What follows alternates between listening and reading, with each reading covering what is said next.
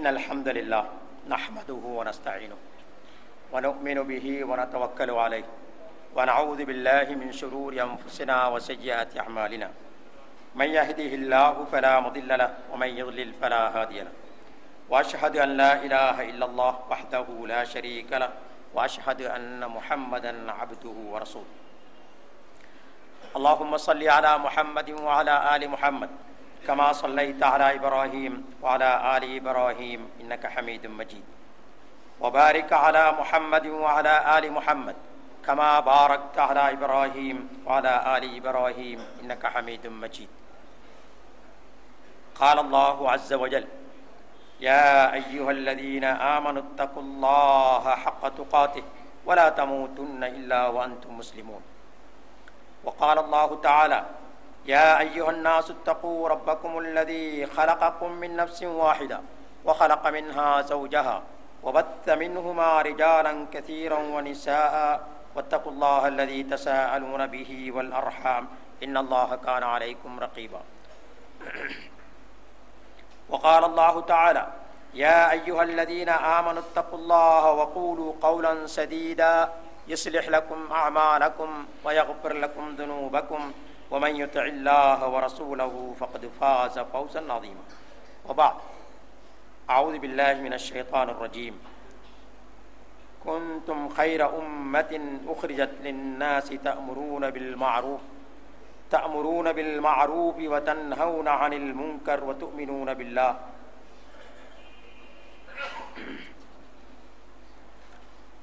எல்லாம் வல்ல அல்லாஹு ஜல்ல ஷானஹு தஆலாவை போற்றி புகழ்ந்து இறுதி தூதர் ஹாத்தமுல் அம்பியா முஹம்மது முஸ்தபா ஸல்லல்லாஹு அலைஹி வஸல்லம் அவர்கள் மீது ஸலவாத்தும் ஸலாமும் கூறியதன் பின்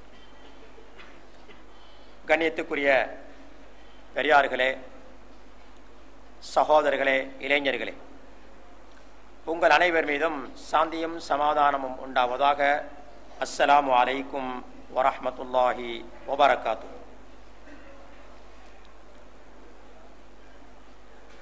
இன்றைய நிகழ்ச்சியின் இறுதி கட்டத்திற்கு நாங்கள் வந்திருக்கின்றோம்.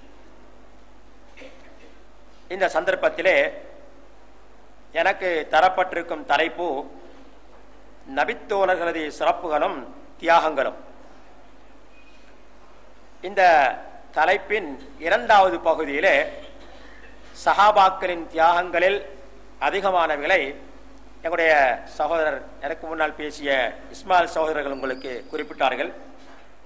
இருந்தாலும் இங்கே என்னால் தொகுக்கப்பட்ட சில தொகுப்புகளை உங்களுக்கு முன்னால் சமர்ப்பிக்கலாம் என்று கருதுகின்றேன். ஆரம்பமாக இந்த தலைப்பு ஏன் தெரிவு செய்யப்பட்டது? முன்னுக்கு பின் முரணில்லாத அறிவு பொக்கிஷமாகிய அற்புத வேகம் அல் குர்ஆனை அல்லாஹ் சுப்ஹானஹு வ தஆலா அர்-ரூஹுல் அமீன் என்று அல்லாஹ்வினால் வர்ணிக்கப்பட்ட ஜிப்ரீல் அலைஹிஸ்ஸலாம் அவர்கள் மூலமாக ரசூலுல்லாஹி ஸல்லல்லாஹு அலைஹி வஸல்லம் அவர்களுக்கு அல்லாஹ் சுப்ஹானஹு வ தஆலா அருளினான். இந்த அல் குர்ஆனை, அதனுடைய விளக்கத்தை, அதாவது சுன்னாவை அல்லாஹ் சுப்ஹானஹு வ தஆலா நபி ஸல்லல்லாஹு அலைஹி வஸல்லம் அவர்களுக்கு வழங்குகின்றான். குர்ஆனை மரணம் செய்வது, குர்ஆனை திருப்பி ஓதுவது, இந்த இரண்டும் அல்லாஹ்வினால் அவர்களுக்கு வழங்கப்பட்டது.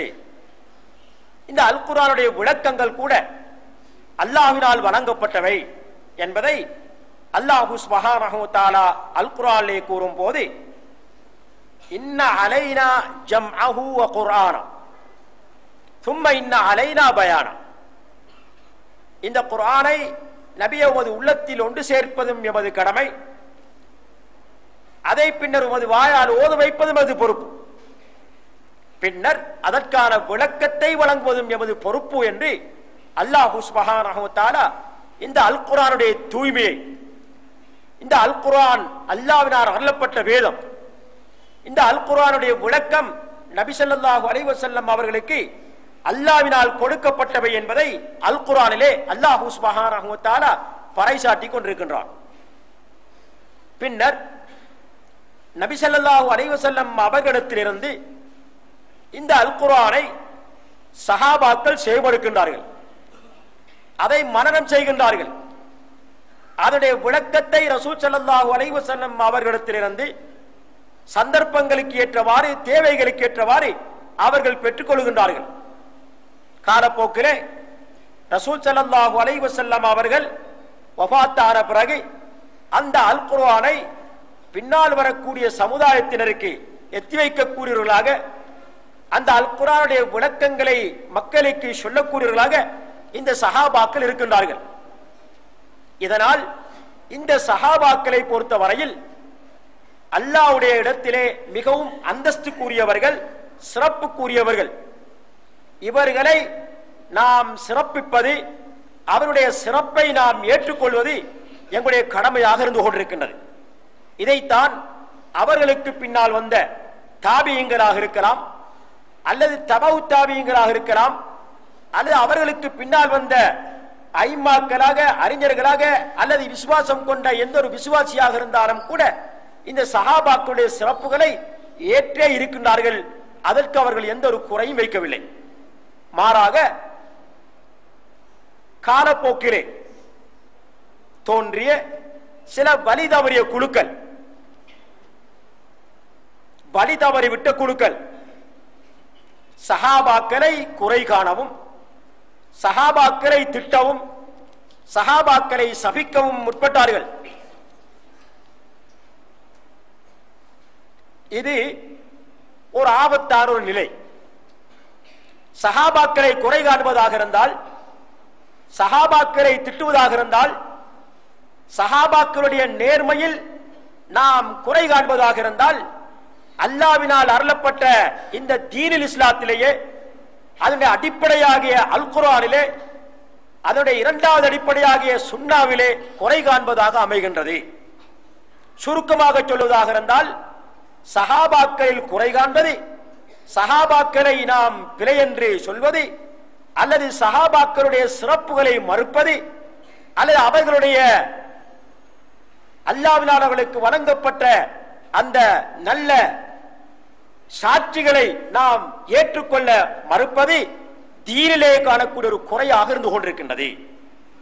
இதனால் இந்த சஹாபாக்கள் யார், அவர்களை பற்றி அல் குர்ஆன், அஸ்-சுன்னா எப்படியான சிறப்புகளை சொல்லிக் கொண்டிருக்கின்றன, அவர்கள் இந்த இஸ்லாத்தை ஏற்பதற்காக, இஸ்லாத்தை வாழ்க்கையிலே நடைமுறைப்படுத்துவதற்காக, இஸ்லாத்தை கற்பதற்காக, இஸ்லாத்தை மக்களுக்கு பிரச்சாரம் செய்வதற்காக தங்களுடைய வாழ்க்கையிலே எத்தகைய தியாகங்களை செய்தார்கள் என்பதை நாம் தெரிந்து கொள்வது எங்களுடைய கடமையாக இருந்து கொண்டிருக்கின்றது.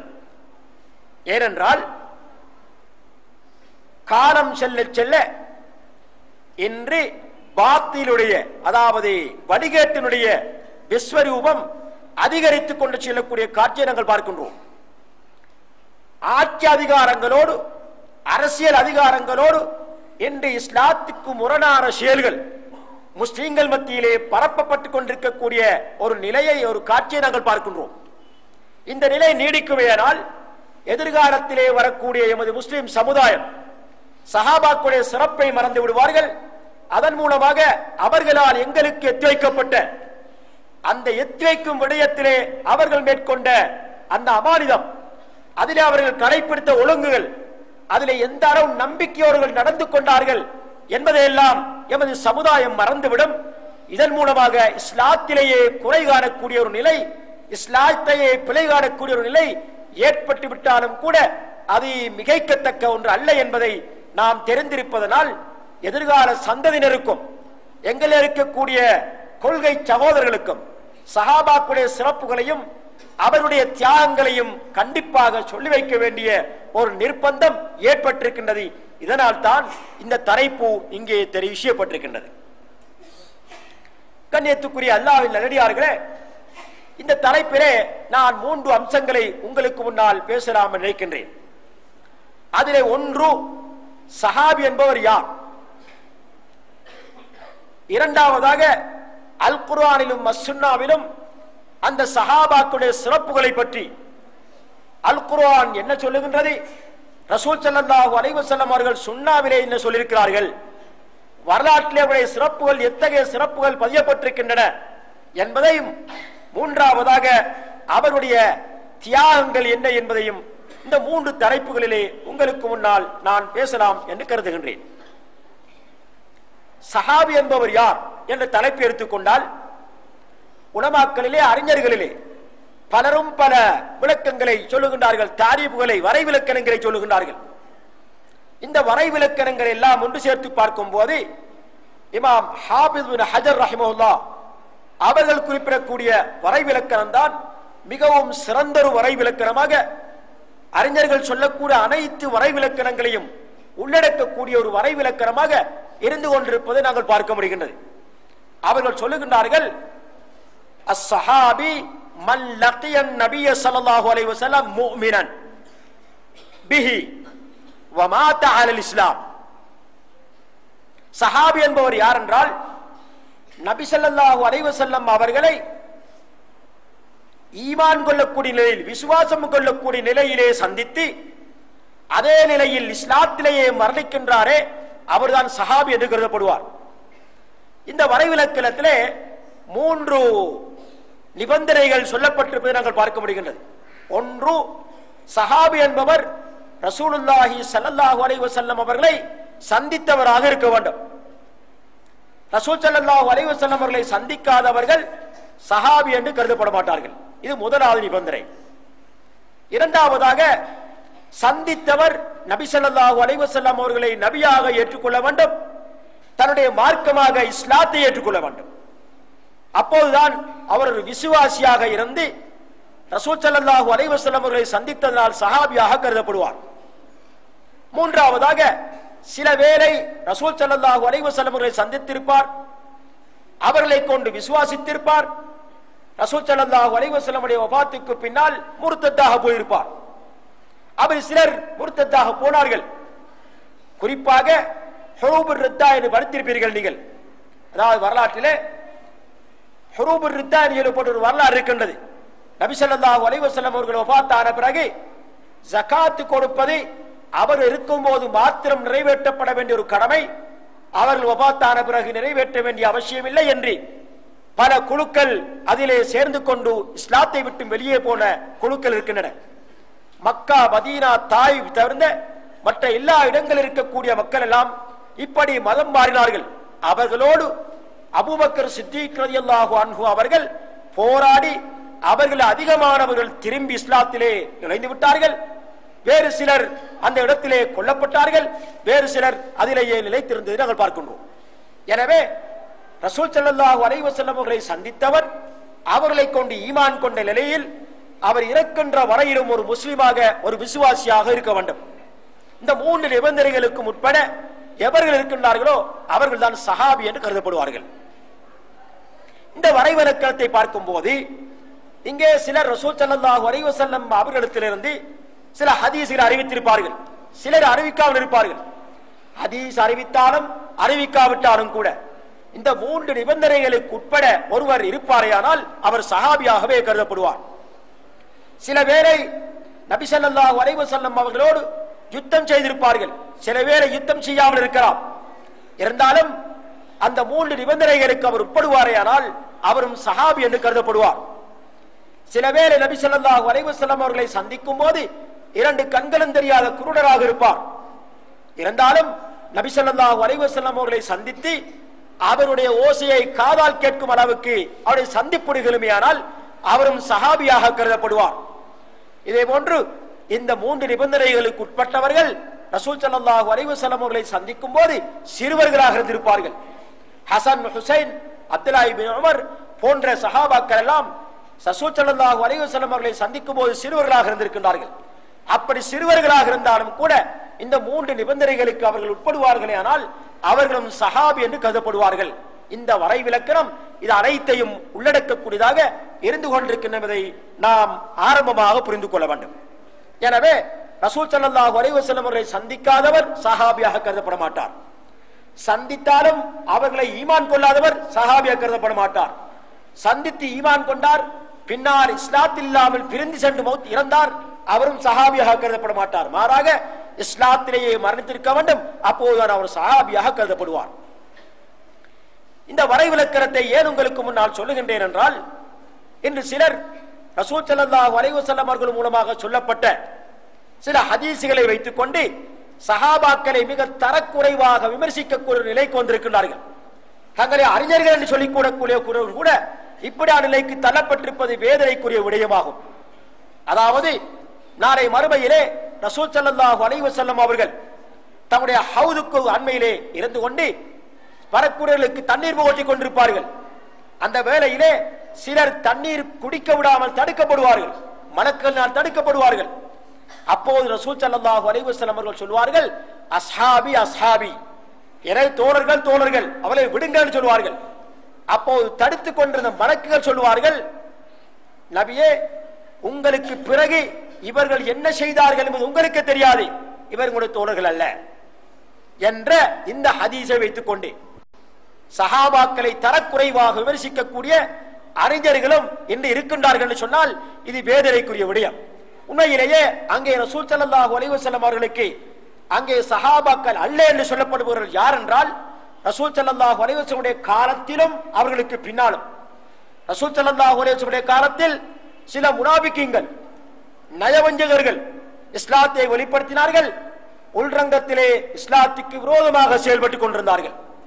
அப்துல்லா இப்னு உபை இப்னு சலூல் போன்ற முனாபிக்கீன்கள் எல்லாம் ரசூல் ஸல்லல்லாஹு அலைஹி வஸல்லம் காலத்திலேயே தங்களை முஸ்லிம்களாக காட்டிக் கொண்டிருந்தவர்கள். அவர்களே அல்லாஹ் அவர்களுக்கு அடையாளம் காட்டி கொடுத்தார். இதே போல அவருடைய வஃபாத்துக்கு பின்னால் முர்த்தத்தாய் போனவர்களும் இருக்கின்றார்கள். அவர்களை ரசூல் ஸல்லல்லாஹு அலைஹி வஸல்லம் அறிய மாட்டார்கள். எனவேதான் இப்படிப்பட்டவர்களைத்தான் அந்த இடத்திலே மலக்குகள் தடாகத்திலிருந்து ஹவுதிலிருந்து தண்ணீர் குடிக்க விடாமல் தடுப்பார்களே அல்லாமல் ரசூல் ஸல்லல்லாஹு அலைஹி வஸல்லம் அவர்களுடைய உண்மையான இந்த 3 நிபந்தனைகளுக்கு உட்பட்ட எந்த ஒரு சஹாபியும் அந்த நீர் குடிக்கும் தடாகத்திலிருந்து தடுக்கப்பட மாட்டார்கள் என்பதை கண்டிப்பாக நாங்கள் புரிந்து கொள்ள வேண்டும். இது மிக முக்கியமான ஒரு விஷயமாக இருந்து கொண்டிருக்கின்றது. அடுத்ததாக அல் குர்ஆனில் அஸ்-சுன்னாவில் சஹாபாக்களுடைய சிறப்புகளை பற்றி என்ன சொல்லப்பட்டிருக்கின்றன?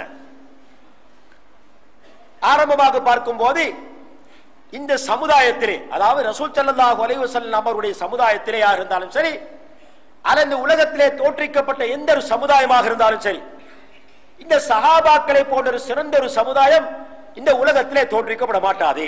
நபிமார்களுக்கு அடுத்ததாக, நபிமார்களுக்கு அடுத்த அந்தஸ்திலே சிறந்த ஒரு சமுதாயம் இந்த உலகத்திலே உருவாகும் என்றால் அது சஹாபாக்களாகத்தான் இருக்க முடியும். அவர்கள் இல்லாத வேறு யாரும் அப்படியான ஒரு சமுதாயமாக உருவாக முடியாது என்பதை அல் குர்ஆன் எங்களுக்கு சொல்லி காட்டிக் கொண்டிருக்கின்றது. அல்லாஹ் சுப்ஹானஹு வ தஆலா அல் குர்ஆனிலே கூறுகின்றான், குன்தும் கைர உம்மத்தின் உக்ரியத் லின்னாஸ் தஅமுரூன பில் மஅரூஃப் வ தன்ஹவுன அனில் முன்கர். 3ஆம் அத்தியாயம் 110வது வசனம். இந்த வசனம் அன்றிருந்த சஹாபாக்களை நோக்கி அல்லாஹ்வினால் பேசப்பட்ட வசனம், அன்றிருந்த சஹாபாக்களை முன்னிலைப்படுத்தி பேசப்பட்ட வசனம். குன்தும், நீங்கள் இருந்தீர்கள், குன்தும் கைர உம்மத்தின், மிகச் சிறந்த சமுதாயமாக நீங்கள் இருக்கின்றீர்கள். உக்ரியத்தின் நாஸ், மனிதர்களே தோற்றுவிக்கப்பட்ட சமுதாயங்கள் எல்லாம் மிகச் சிறந்த சமுதாயமாக நீங்கள் இருக்கின்றீர்கள் என்று அல்லாஹ் சுப்ஹானஹு வ தஆலா அன்று இருந்த அந்த சஹாபாக்களை முன்னிலைப்படுத்தி சொல்லுகின்றார். இந்த வசனம் அல்லாஹ் சுப்ஹானஹு வ தஆலா அன்று தொற்று கியாமத் நாள் வரையிலும் பின்னால் சொல்லப்படக்கூடிய நிபந்தனைகளை செயல்படுத்தக்கூடியவர்கள் யாராக இருந்தாலும் உள்ளடங்குவார்கள் என்று சொன்னாலும் கூட அந்த நிபந்தனைகள் என்ன? தஅமுரூன பில் மஅரூஃப் வ தன்ஹவுன அனில் முன்கர், நன்மையை ஏவுவது, தீமையை தடுப்பது. துமினூன பில்லாஹ், அல்லாஹ்வை விசுவாசிப்பது. இந்த 3 நிபந்தனைகள், இந்த 3 நிபந்தனைகளையும் யாரெல்லாம் உலகத்திலே அமுல்படுத்துகின்றார்களோ அவர்கள் எல்லோரும் இந்த சிறந்த சமுதாயத்திலே உள்ளடங்குவார்கள் என்று இருந்தாலும் கூட இந்த வசனம் இறக்கி வைக்கப்படும் போது முன்னிலைப்படுத்தி சொல்லப்பட்ட சஹாபாக்கள் மிம்பாபி அவுலா, எல்லோரை விட முன்னுரிமை கொடுக்கப்பட்டவர்கள் இந்த சிறப்புக்கு என்று இங்கே நாம் விளங்கிக் கொள்வது எங்களுடைய கடமையாக இருந்து கொண்டிருக்கிறது. இதனால் தான் ரசூலுல்லாஹி ஸல்லல்லாஹு அலைஹி வஸல்லம் அவர்கள் இவர்களை போன்ற ஒரு சிறந்த ஒரு சமுதாயம் இந்த உலகத்திலே உருவாக முடியாது என்பதை பற்றி சொல்லும் போது புகாரி முஸ்லிமிலே பதிவாக இருக்கக்கூடிய ஒரு ஹதீஸிலே பின்னொருமாறு சொல்லுகின்றார்கள் ஹைருல் குரூனி கர்னி தும்மல்லதீன யலூனஹும் தும்மல்லதீன யலூனஹும். உலகத்திலேயே மிகச்சிறந்த நூற்றாண்டு நான் வாழ்ந்து கொண்டிருக்கக்கூடிய நூற்றாண்டு. ரசூல் ஸல்லல்லாஹு அலைஹி வஸல்லம் சொல்றாங்க, உலகத்திலே மனித சமுதாயத்திலேயே தோற்றுவிக்கப்பட்ட சமுதாயங்கள்லாம் மிகச்சிறந்த சமுதாயம் வாழ்ந்த நூற்றாண்டு நபி ஸல்லல்லாஹு அலைஹி வஸல்லம் அவர்கள் வாழ்ந்த நூற்றாண்டு. அந்த நூற்றாண்டில் தான் சஹாபாக்கள் இருந்தார்கள். நபி ஸல்லல்லாஹு அலைஹி வஸல்லம் அவர்கள் இருந்த அந்த நூற்றாண்டில் தான் சஹாபாக்கள் இருந்தார்கள். எனவே அவர்களை விட சிறந்த ஒரு சமுதாயம் இந்த உலகத்திலே தோற்றுவிக்கப்பட மாட்டாது. தும்மல்லதீன யலூனஹும், அதற்கு அடுத்தபடியில் இருப்பவர்கள், அடுத்து வரக்கூடியவர்கள் தாபியங்கள். தும்மல்லதீன யலூனஹும் தபௌ தாபியங்கள். இப்படி புகாரி முஸ்லிமிலே பதிவாக இருக்கக்கூடிய ஹதீஸிலே ரசூலுல்லாஹி ஸல்லல்லாஹு அலைஹி வஸல்லம் அவர்கள் முன்னால் சொல்லப்பட்ட குர்ஆன் வசனத்துக்கு விளக்கமாக இந்த ஹதீஸை சொல்லுகின்றார்கள். இந்த அடிப்படையில் பார்க்கும் போது சஹாபாக்களின் மிக முக்கியமான சிறப்பு என்னவென்று சொன்னால், இந்த உலகத்திலே தோற்றுவிக்கப்பட்ட மிகச் சிறந்த ஒரு சமுதாயமாக அவர்கள் இருந்து கொண்டிருக்கிறார்கள். அவர்களை விட சிறந்த ஒரு சமுதாயம் இந்த உலகத்திலே உருவாக்கப்படவும் இல்லை, இதன் பின்னர் உருவாக்கப்படவும் மாட்டாது என்பதை இந்த குர்ஆன் வசனமும் இந்த ஹதீஸும் எங்களுக்கு தெளிவுபடுத்திக் கொண்டிருக்கின்றன. அடுத்ததாக, சஹாபாக்கள் அனைவரும் உதூல் நேர்மையானவர்கள், அவர்களை யாரும் குறை காண முடியாது. இதனால் தான் முஹத்திதீன்கள் சஹாபி அல்லாத ஒருவரை, அவர் யாரு, அவருடைய பேர் என்ன, அவர் எங்கே பிறந்தார், அவர் யாருடைய பிள்ளை, அவருடைய தந்தை யாரு, தாய் யார், அவருடைய ஒழுக்கங்கள் எப்படி, அவருடைய குணாதிசயங்கள் எப்படி என்பதில் ஆராய்வார்கள். ஆனால் சஹாபி என்று நிரூபணமாகிவிட்டால், முன்னால் சொல்லப்பட்ட 3 நிபந்தனைகளுக்கு உட்பட ஒருவர் சஹாபி என்று நிரூபிக்கப்பட்டு விட்டால் அவரை பற்றிய ஆய்வு கிடையாது. அவர் அல்லாஹ்வுடைய அனுமதியோடு, அல்லாஹ்வுடைய பொருத்தத்தோடு எல்லோராலும் ஏற்றுக்கொள்ளப்பட்ட நேர்மையானவர் என்பது இந்த விளக்கத்திலிருந்து எங்களுக்கு தெரிய வருகின்றது. இதனால் தான் அல்லாஹ் சுப்ஹானஹு வ தஆலா அல் குர்ஆனிலே 9வது அத்தியாயம் 100வது வசனத்திலே அல்லாஹ் கூறுகின்றான், வஸ்ஸாபிகூனல் அவ்வலூன் மினல் முஹாஜிரீன் வல் அன்சார் வல்லதீன தபஊஹும் பிஇஹ்சானின் ரலியல்லாஹு அன்ஹும் வரது அன் வஅத்த லஹும் ஜன்னாத்தின் தஜ்ரி மின் தஹ்தஹல் அன்ஹார் ஹாலிதீன ஃபீஹா அபதா ذلكல் ஃபௌஸுல் அஸீம். அல் குர்ஆன் சாட்சி சொல்லுகின்றது, இந்த சஹாபாக்களை பொறுத்தவரையிலே அல்லாஹ் பொருந்திக் கொண்டான். அவர்களும் அல்லாஹ்வை பொருந்திக் கொண்டார்கள். அவர்களுக்கு நிரந்தரமான சுவர்க்கத்தை வழங்குவதாக அல்லாஹ் சுப்ஹானஹு வ தஆலா குறிப்பாக இஸ்லாத்திலே முந்திக் கொண்டவர்கள் அஸ்ஸாபிகூனல் அவ்வலூன், பைஅத்துர் ரிதுவானுக்கு முன்னால் இஸ்லாத்திலே இணைந்து கொண்டவர்கள் அவர்கள்தான் அஸ்ஸாபிகூனல் அவ்வலூன். அதிலே குறிப்பாக முஹாஜிரீன்கள், அன்சாரிகள். முஹாஜிரீன்கள் மக்காவிலிருந்து மதீனாவை நோக்கி வந்தவர்கள், அன்சாரிகள் அவர்களை வரவேற்று உபசரித்தவர்கள் மதீனாவாசிகள். இவர்களை அல்லாஹ் சுப்ஹானஹு வ தஆலா பொருந்திக் கொண்டான். அவர்களை யாரும் குறை காண முடியாது. எனவே சஹாபி என்று நிரூபணமாகிவிட்டால் அவர் நேர்மையானவர், அவர் சொல்வதை நாம் ஏற்றுத்தாராக வேண்டும் என்பது ஏகோபித்த முடிவாக இருந்து கொண்டிருக்கிறது. அதை அல்லாஹ் சுப்ஹானஹு வ தஆலா இந்த வசனத்திலே எங்களுக்கு சாட்சியாக சொல்லியிருக்கின்றான். சூரத்துல் ஃபத்ஹ் 48வது அத்தியாயம் 18வது வசனத்திலே அல்லாஹ் சொல்லும் போது, லகத் ரதியல்லாஹு அனில் முஃமினீன் இத யுபாயிஊனக தஹ்த ஷஜரா, அதாவது ஒரு மரத்தின் கீழ் உம்முடைய கையிலே பையத்து செய்த விசுவாசிகளை அல்லாஹ் சுப்ஹானஹு வ தஆலா பொருந்திக் கொண்டான். அல்லாஹ் தஆலா அவர்களை பொருந்திக் கொண்டான். இந்த இடத்தில் எனக்கு முன்னால் பேசிய சகோதரர் இந்த ஹுதைபியா உடன்படிக்கை பற்றி சில வார்த்தைகளை உங்களுக்கு முன்னால் பேசினார். நானும் அதை உங்களுக்கு திருப்பிச் சொல்ல வேண்டிய நிர்பந்தம். இந்த ஹுதைபியா உடன்படிக்கையை பொறுத்தவரையில் சில வரலாற்றாசிரியர்கள் கஸ்வத்துல் ஹுதைபியா என்று சொல்லுகிறார்கள். அதாவது இது உடன்படிக்கை அல்ல, இது ரசூல் ஸல்லல்லாஹு அலைஹி வஸல்லம் அவர்களோடு சஹாபாக்கள் சென்று யுத்தம் செய்த ஒரு யுத்தம் என்று சொல்லப்படுகின்றது. அதாவது கஸ்வா என்றால் ரசூல் ஸல்லல்லாஹு அலைஹி வஸல்லம் அவர்கள் கலந்து கொண்ட யுத்தத்துக்கு தான் இங்கே கஸ்வா என்று சொல்லப்படும். நபி ஸல்லல்லாஹு அலைஹி வஸல்லம் அவர்கள் இதை கலந்து கொண்டார்கள், சஹாபாக்களும் கலந்து கொண்டார்கள். இதை ஏன் சொல்லுகின்றேன் என்றால், இந்த கஸ்வா ஹுதைபியா சம்பவத்திலே கிட்டத்தட்ட 1400 சஹாபாக்கள் கலந்து கொண்டார்கள். கண்ணியத்துக்குரிய சகோதரர்களே, நாம் நிதானமாக சிந்திக்க வேண்டும் என்று அலி, ஹசன், ஹுசைன், ஃபாத்திமா, ஜாபர் போன்ற சில சஹாபாக்களை மாத்திரம் ஏற்றுக்கொண்டு மற்ற அனைத்து சஹாபாக்களை நிராகரிக்கக்கூடிய ஒரு கூட்டம் வந்திருக்கின்றது.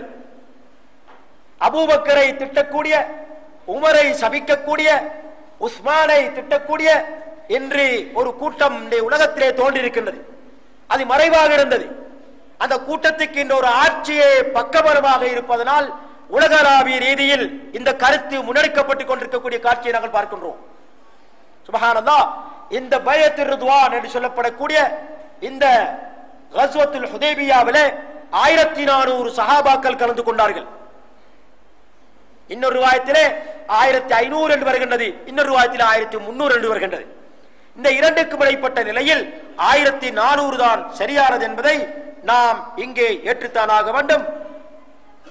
இந்த சஹாபாக்களை பொறுத்தவரையில் 1400 பேர் கலந்து கொண்டார்கள் என்ற இந்த செய்தியை அதிலே கலந்து கொண்ட மிக முக்கியமான 5 சஹாபாக்கள் நேரடியாக கண்டுவிட்டு சாட்சியாக சொல்லுகின்றார்கள்.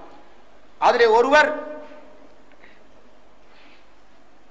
ஜாபிர் இப்னு அப்துல்லா, இன்னொரு அல் பரா இப்னு ஆசிப், இன்னொரு மஅக்ல் இப்னு யஸார், சலமத் இப்னு அக்வா, முஸையப் இப்னு ஹுஸ்ன். இந்த 5 சஹாபாக்களும் அந்த ஹுதைபியா சம்பவத்திலே கலந்து கொண்டவர்கள், நேரடியாக இவர்களை பார்த்தவர்கள். அவர்கள் சொல்லுகின்றார்கள், அதிலே கலந்து கொண்டவர்கள் 1400 பேர், சஹாபாக்கள் 1400 பேர் கலந்து கொண்டார்கள் என்று. இந்த பிரயாணத்தின் நோக்கம், மதீனாவிலிருந்து ரசூல் ஸல்லல்லாஹு அலைஹி வஸல்லம் அவர்கள் இந்த பிரயாணத்தை மக்காவை நோக்கி சென்ற இந்த பிரயாணத்தின் நோக்கத்தை பார்க்கும் போது அவர்கள் உம்ரா செய்வதற்காகத்தான் சென்றார்கள் என்றாலும் புகாரிலே பதிவாக இருக்கக்கூடிய ஹதீஸை ஆதாரமாக வைத்து பார்க்கும் போது நபி ஸல்லல்லாஹு அலைஹி வஸல்லம் அவர்களும் சஹாபாக்களும் தங்களுடைய ஆயுதங்களை எடுத்துக்கொண்டுதான் சென்றார்கள்.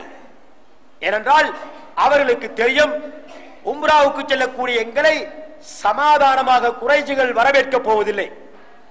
மாறாக அவர்கள் நிச்சயமாக எங்களை தடுப்பார்கள், எங்களை எதிர்க்க முற்படுவார்கள், எங்களோடு போராடுவதற்கு முயற்சிப்பார்கள். ஏனென்றால் நாங்கள் மக்காவை சென்றடைந்து விட்டால், மக்காவிலே சென்று உம்ராவை நிறைவேற்றி விட்டால் அந்த குறைஷிகளுக்கு அது ஒரு பெரிய இழுக்காக இருக்கும். அவர்கள் பின்னாலே சொன்னார்களே, அவர்கள் வந்து உம்ரா செய்து விட்டு சென்றால் இந்த அரபிகள் எல்லாம் கதைப்பார்கள், அந்த நாட்டில் இருக்கக்கூடிய அரபிகள் எல்லாம் கதைப்பார்கள், குறைஷிகளுடைய கட்டுப்பாட்டை மீறி முஹம்மது ஸல்லல்லாஹு அலைஹி வஸல்லம் தன்னுடைய தோழரோடு மக்காவுக்கு வந்து உம்ரா செய்து விட்டு சென்றார் என்று சொல்ல அது அவர்களுக்கு அவமானமான செய்தியாக இருக்கும். எனவே அதை அவர்கள் தடுப்பார்கள், அதற்கு அவர்கள் இடமளிக்க மாட்டார்கள் என்பது ரசூல் ஸல்லல்லாஹு அலைஹி வஸல்லம் அவர்களுக்கும் தெரிந்திருந்தது, சஹாபாக்களுக்கும் தெரிந்திருந்தது. இதனால் தங்களோட ஆயுதங்களை எடுத்துக்கொண்டே அவர்கள் சென்றார்கள். இதனால் தான் இந்த சம்பவத்துக்கு கஸ்வத்துல் ஹுதைபியா என்று சொல்லப்படுகின்றது. ரசூல் ஸல்லல்லாஹு அலைஹி வஸல்லம் அவர்கள் எதிர்பார்த்தது போலவே குறைஷிகள் மக்காவிலே நுழைவிடாமல் தடுக்கின்றார்கள். ஆரம்பத்திலே காலித் இப்னு வலீத் சில குதிரை வீரர்களை தயார்படுத்திக் கொண்டு ரசூல் ஸல்லல்லாஹு அலைஹி வஸல்லம் அவர்களையும் சஹாபாக்களையும் எதிர்ப்பதற்காக வேண்டி வருகின்றார். இந்த செய்தி கேள்விப்பட்டு ரசூல் ஸல்லல்லாஹு அலைஹி வஸல்லம் அவர்கள் அந்த திசையிலிருந்து திசையை மாற்றிக்கொண்டு அந்த போரை தடுப்பதற்காக, அவர்களோடு போராடும் விவகாரத்தில் ஈடுபட்டு விடாமல் தங்களுடைய நோக்கத்தை அடைவதற்காக, உம்ராவுடைய நிகழ்ச்சியை நிறைவேற்றுவதற்காக வேறு திசையிலே சென்றார்கள் என்பதை வரலாற்றை பார்க்கின்றோம். இதனால் காலித் இப்னு வலீத் தோல்வி கண்டவராக தன்னுடைய படைகளை திருப்பிக் கொண்டு மக்காவை நோக்கி செல்கின்றார். இதே போல இன்னும் பல குழுக்கள் இடையிலே குறுக்கிடுகின்றார்கள். அத்தனை பேரோடும் ரசூல் ஸல்லல்லாஹு அலைஹி வஸல்லம் அவர்கள் போராடுவதை தவிர்த்துக் கொள்கின்றார்கள். அவர்கள் யாரோடும் ரசூல் ஸல்லல்லாஹு அலைஹி வஸல்லம் அவர்கள் போராடவில்லை, மாறாக சமாதானத்தை விரும்பினார்கள், உம்ராவை நிறைவேற்றுவதையே கருத்தில் கொண்டார்கள். தப்பி தவறி அவர்கள் போர் தொடுப்பார்களே, ஆனால் அவர்களை எதிர்த்து போராடுவதற்கு ஆயத்தமாகவே ரசூல் ஸல்லல்லாஹு அலைஹி வஸல்லம் அவர்களும் சஹாபாக்களும் இருந்தார்கள் என்பதை புகாரிலே பதிவாக இருக்கக்கூடிய ஹதீஸிலே பார்க்கின்றோம். தடுத்து விட்டார்கள், போக விடாமல். இப்போது ரசூல் ஸல்லல்லாஹு அலைஹி வஸல்லம் அவர்களுக்கு சில தூதுவர்கள் அனுப்புகின்றார்கள். 2 குழுக்களுக்கு இடையிலே பிரச்சனை வந்துவிட்டால் சமாதானத்தை ஏற்படுத்துவதற்காக வேண்டி செய்யப்படக்கூடிய முயற்சியில் இந்த முயற்சி எடுக்கப்படுகின்றது. அப்போது ரசூல் ஸல்லல்லாஹு அலைஹி வஸல்லம் அவர்கள் ஹர்ராஸ் இப்னு உமையா அல் குஸாஇ என்று சொல்லக்கூடிய ஒரு சஹாபியை தூதுவராக அனுப்புகின்றார்கள். அவர் போய் பேசி பார்க்கின்றார், முடியவில்லை. பின்னர் உமர் ரலியல்லாஹு அன்ஹு அவர்களிடத்திலே கேட்கின்றார்கள் அவர்கள் அனுப்புவதற்கு. அவர்கள் தங்களுடைய நிலைப்பாட்டை சொல்லுகின்றார்கள். அதை விரிவாக எனக்கு முன்னால் பேசிய சகோதரங்களுக்கு சொல்லி காட்டினார். பின்னர் உஸ்மான் ரலியல்லாஹு அன்ஹு அவரை அனுப்புகின்றார்கள்.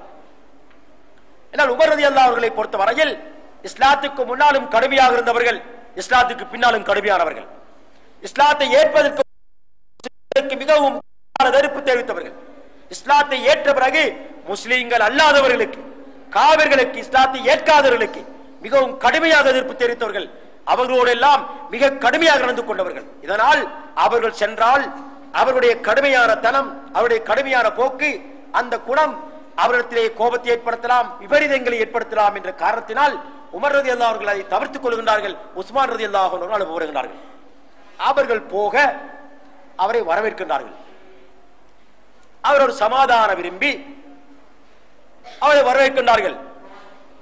சொல்லுகின்றார்கள், நீங்கள் விரும்பினால் இந்த காபாவை வலம் வருவதற்கு கூட அனுமதிக்கின்றோம் என்று சொன்னார்கள். சுப்ஹானல்லாஹ், சஹாபாக்களுடைய சிறப்பை பாருங்கள். அந்த உஸ்மான் ரலியல்லாஹு அன்ஹு நீண்ட காலத்துக்கு பிறகு அந்த காபாவை பார்க்கின்றார்கள். இப்ப அந்த காபாவை வலம் வர வேண்டும் என்ற ஆர்வம், ஆசை அவர்களுக்கு இல்லாம இருக்க முடியாது. என்றாலும் என்னை தூதுவராக அனுப்பிய நபி ஸல்லல்லாஹு அலைஹி வஸல்லம் அவர்கள் இந்த காபாவை வந்து தவாப் செய்ய முடியாமல் தடுக்கப்பட்டிருக்கின்றார்கள். அவர்களோடு ஆயிரக்கணக்கான சஹாபாக்கள் இருக்கின்றார்கள். நான் மாத்திரம் தவாப் செய்வதா முடியாது என்று சொல்லிவிட்டார்கள், மறுத்து விட்டார்கள். மறுத்துவிட்டு அவர்களோடு நபி ஸல்லல்லாஹு அலைஹி வஸல்லம் அவருடைய சமாதான உடன்படிக்கை செய்தியை சொல்லுகின்றார்கள். இதை கேட்டுக்கொண்டிருந்தவர்கள் அவர்களை அங்கே வருவதற்கு உடன்படுவதற்கு மறுத்துவிட்டார்கள். ரசூல் ஸல்லல்லாஹு அலைஹி வஸல்லம் அவர்களும் சஹாபாக்களும் மக்காவுக்கு வருவதை அவர்கள் ஏற்றுக்கொள்ளவில்லை. என்றாலும் இந்த பேச்சுவார்த்தைக்கு மத்தியில உஸ்மான் ரலியல்லாஹு அன்ஹு அவர்கள் இந்த குறைஷிகளால பிற்படுத்தப்பட்டு விட்டார். இதனால முஸ்லிம்களுக்கு மத்தியில செய்தி பரவுது, வதந்தி பரவுது, உஸ்மான் கொலை செய்யப்பட்டு விட்டார் என்று. உடனே ரசூல் ஸல்லல்லாஹு அலைஹி வஸல்லம் அவர்கள் சஹாபாக்களிடத்திலே சொல்லுகின்றார்கள்,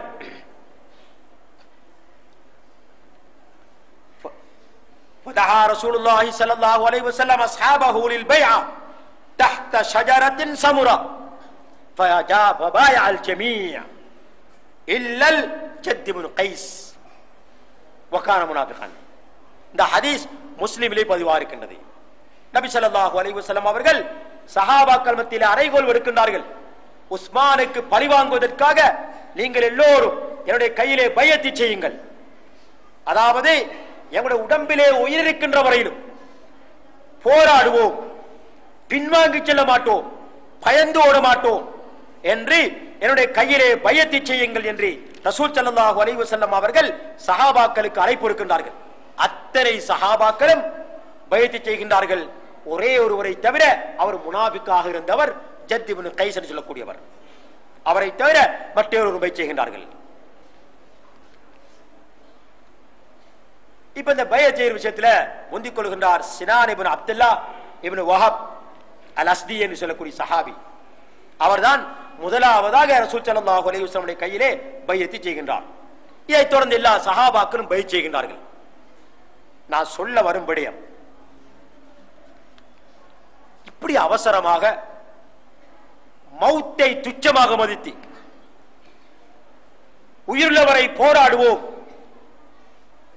பின்வாங்கி செல்ல மாட்டோம், எங்களுடைய உயிர்களை தியாகம் செய்வோம் என்று உற்சாகத்தோடு இந்த சஹாபாக்கள் பையத்தி செய்வதை பார்த்துக் கொண்டிருந்த ரசூலுல்லாஹ் ஸல்லல்லாஹு அலைஹி வஸல்லம் அவர்கள் அந்த சஹாபாக்களை பார்த்து சொன்ன செய்தி புகாரில 4154வது ஹதீஸிலே பதிவாக இருக்கின்றது. சொன்னார்கள், அன்தும் ஹைரு அஹ்லில் அர்த். அல்லாஹு அக்பர். இந்த பூமியில உங்களை விட சிறந்தவர்கள் யாரும் இல்லை, நீங்கள் தான் இந்த பூமியிலேயே சிறந்தவர்கள் என்று அந்த சஹாபாக்களுடைய பையத்து செய்யும் ஆர்வத்தை பார்த்துவிட்டு, அவர்களுடைய அந்த தியாக மனப்பார்வையை பார்த்துவிட்டு ரசூல் ஸல்லல்லாஹு அலைஹி வஸல்லம் அவர்கள் அவர்களுக்கு இப்படி புகழாரம் சொல்லுகின்றார்கள். இன்னொரு ஹதீஸிலே, முஸ்லிமிலே 2496வது ஹதீஸிலே ரசூல் ஸல்லல்லாஹு அலைஹி வஸல்லம் அவர்கள் சொல்லுகின்றார்கள், லா யதுகுலுன் நார இன்ஷா அல்லாஹ் மன் மின் அஸ்ஹாபி ஷஜரத்தி அஹதுன் அல்லதீன பாயஹு தஹ்தஹா. இந்த மர நிழலிலே என்னுடைய கையிலே பையத்து செய்த யாரும் நாளை மறுமையிலே நரகம் செல்ல மாட்டார், அவரை நரகம் தீண்டாது என்று ரசூல் ஸல்லல்லாஹு அலைஹி வஸல்லம் அவர்கள் அந்த சஹாபாக்களுக்கு சாட்சி சொல்கின்றார்கள். அல்லாஹு அக்பர். இதுதான் இங்கே எங்களுக்கு தேவையானது. இப்படியான சிறப்புகளை ரசூல் ஸல்லல்லாஹு அலைஹி வஸல்லம் அவர்கள் சஹாபாக்களுக்கு வழங்கி இருக்கின்றார்கள் என்பதை நாம் சஹீஹான ஹதீஸிலே பார்க்கின்றோம். ரசூல் ஸல்லல்லாஹு அலைஹி வஸல்லம் அவர்களும் சும்மா இருக்கவில்லை. அவருடைய கையிலே சஹாபாக்கள் பைஅத் செய்கின்றார்கள். அவர்கள் தங்களது வலது கையை இடது கையிலே அடித்து சொல்லுகின்றார்கள்.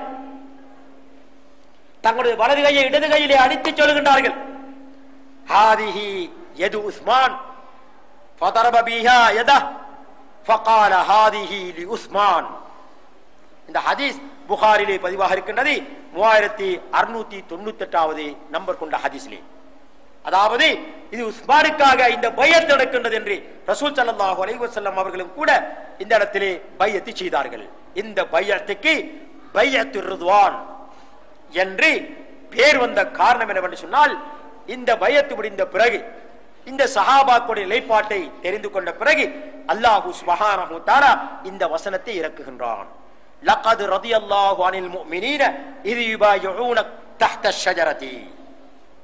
மர நிழலிலே உம்மிடத்திலே பைஅத் செய்யக்கூடிய இந்த விசுவாசிகளை 1400 பேரில் ஒருவரை தவிர மற்ற அனைவரையும் அல்லாஹ் பொருந்திக் கொண்டான் என்ற வசனத்தை அல்லாஹ் சுப்ஹானஹு வ தஆலா இறக்கி வைக்கின்றான்.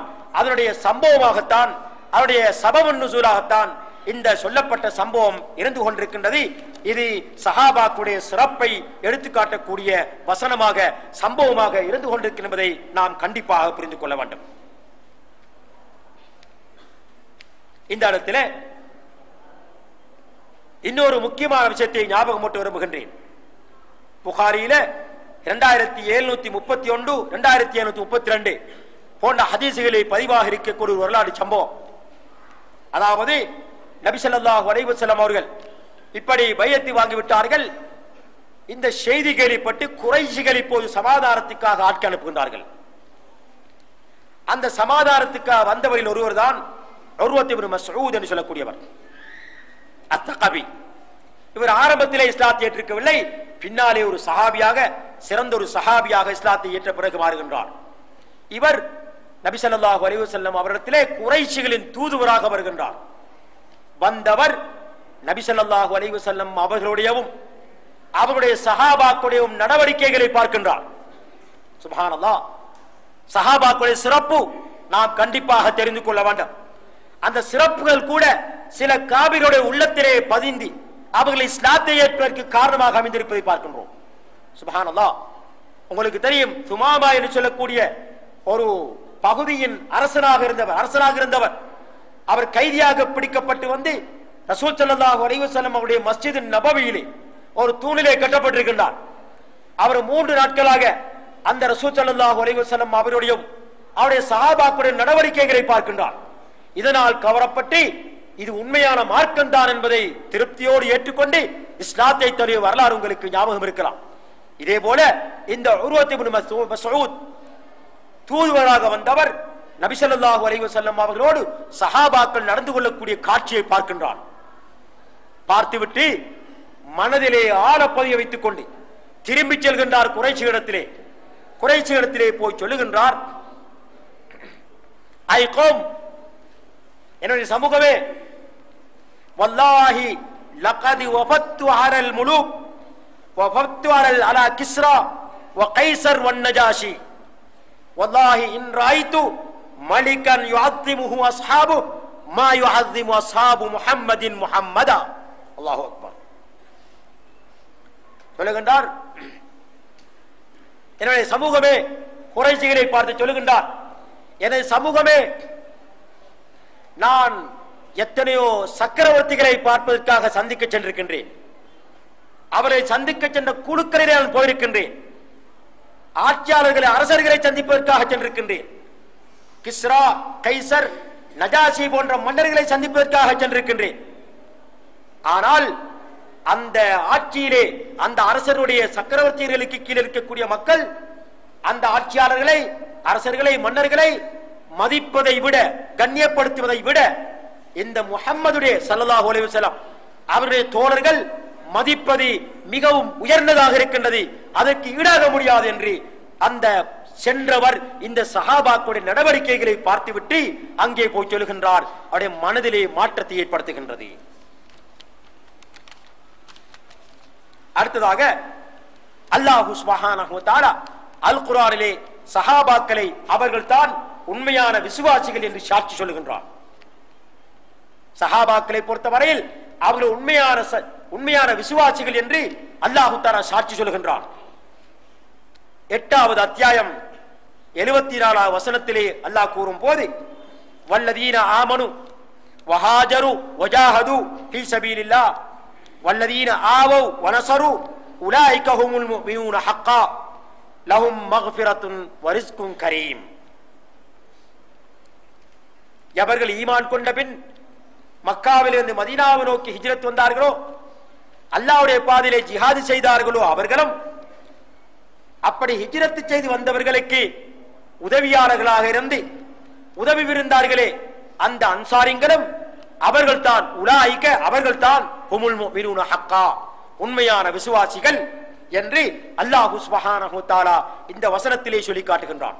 அவர்களுக்கு அல்லாஹ்வுடைய மன்னிப்பும் சங்கையான உணவும் அவர்களுக்கு இருக்கின்றது என்று அல்லாஹு தஆலா இந்த வசனத்திலே சொல்லி காட்டுகின்றான். எனவேதான் கஅப் இப்னு மாலிக் ரலியல்லாஹு அன்ஹு,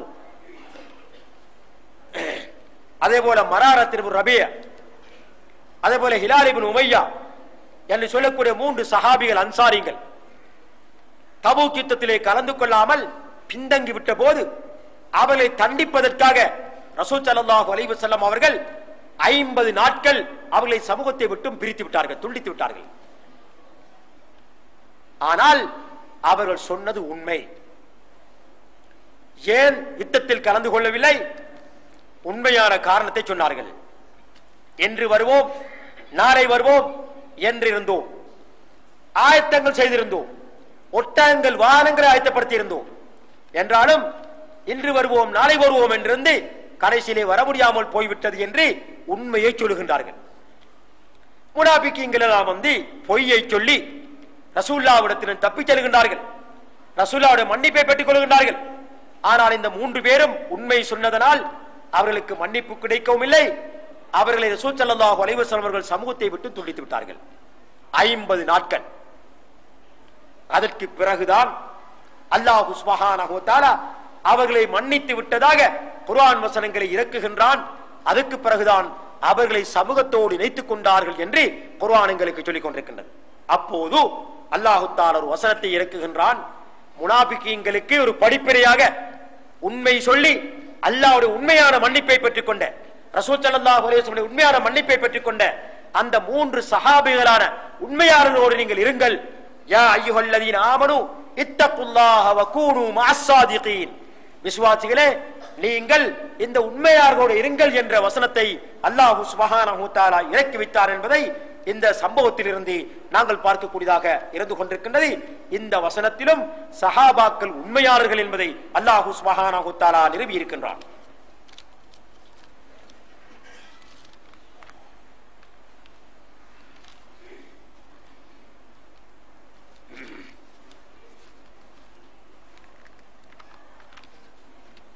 அடுத்ததாக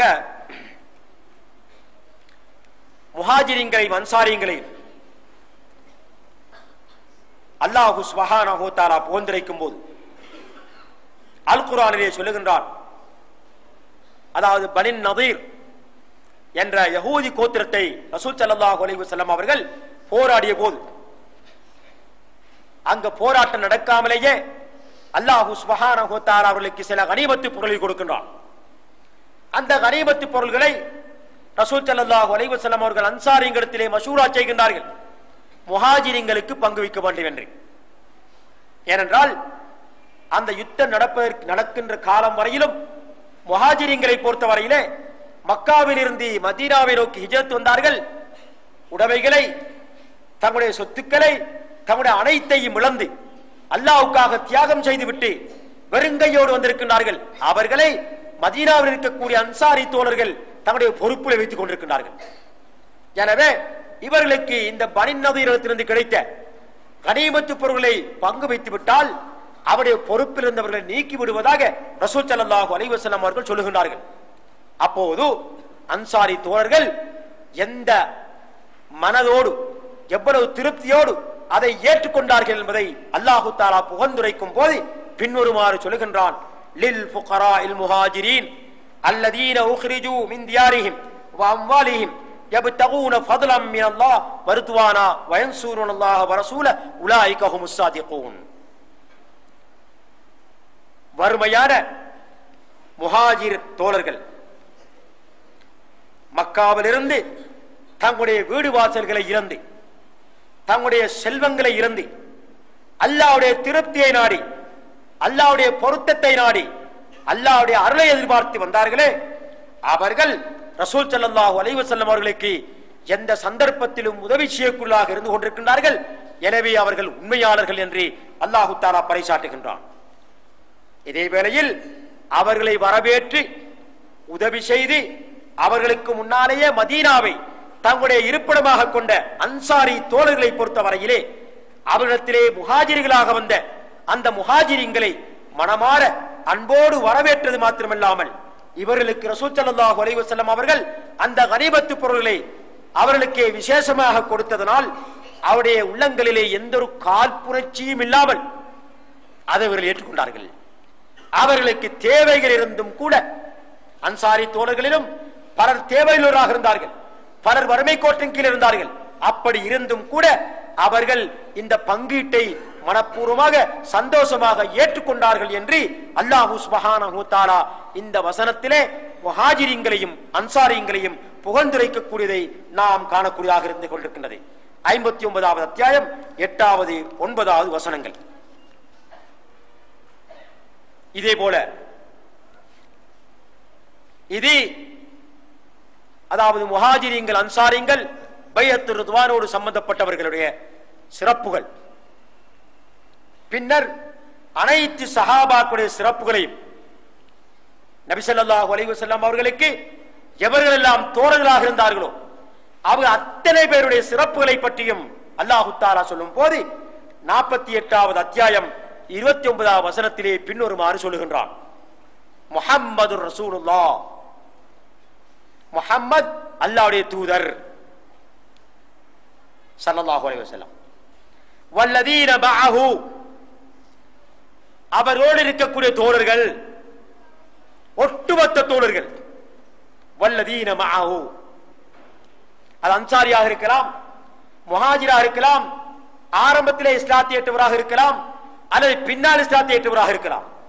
எவர்களெல்லாம் சஹாபிகள் என்று அடையாளம் காணப்பட்டார்களோ அவர் அத்தனை பேரும் இங்கே வல்லதீன மஅஹு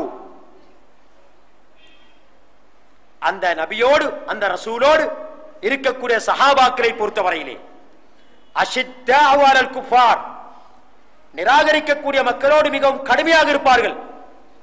ருஹமாஉ பைனஹும் தங்களுக்கிடையிலே ஒருவருக்கொருவர் அன்பாக இரக்கமாக நடந்து கொள்வார்கள். நபி ஸல்லல்லாஹு அலைஹி வஸல்லம் அவர்களை பார்த்து அல்லாஹ் சொல்றான், தராஹும் ருக்கஅன் சுஜ்ஜதன், நபியே நேர்களை பார்ப்பீர் அதிகமாக ருக்கு செய்யக்கூடியவராக, அதிகமாக சுஜூது செய்யக்கூடியவராக பார்ப்பீர். அல்லாஹு அக்பர். சஹாபாக்களுடைய சிறப்பை, ஒட்டுமொத்த சஹாபாக்களுடைய சிறப்புகளை அல்லாஹ் இந்த வசனத்திலே சொல்லுகின்றான். தராஹும் ருக்கஅன் சுஜ்ஜதன், நபி அவர்களை நீர் பார்ப்பீர் அதிகமாக சுஜூது செய்யக்கூடியவராக, அதிகமாக ருக்கு செய்யக்கூடியவராக பார்ப்பீர். யப்தகூன ஃபضலன் மினல்லாஹி வ ரிضவானா, அல்லாஹ்வுடைய அருளையும் அல்லாஹ்வுடைய திருப்பொருத்தத்தையும் அவர்கள் எதிர்பார்க்கின்றார்கள். சுஜூது செய்வதில், ருக்கு செய்வதில் அவரிடத்திலே இக்லாஸ் இருக்கின்றது. இந்த துனியாவுடைய எந்த ஒரு நோக்கத்துக்காகவும் அவர்கள் அப்படி செய்யவில்லை. மாறாக ரப்புல் ஆலமீனுடைய திருப்தி அடைந்து கொள்வதற்காக, அவருடைய திருப்பொருத்தத்தை பெற்றுக் கொள்வதற்காக, அவருடைய அருளை அறிந்து கொள்வதற்காக வேண்டித்தான் இந்த சஹாபாக்கள் அதிகமாக ருக்கு செய்கின்றார்கள், அதிகமாக சுஜூது செய்கின்றார்கள். அதிலே மக்களுக்கு இஹ்லாஸ் இருக்கின்றது.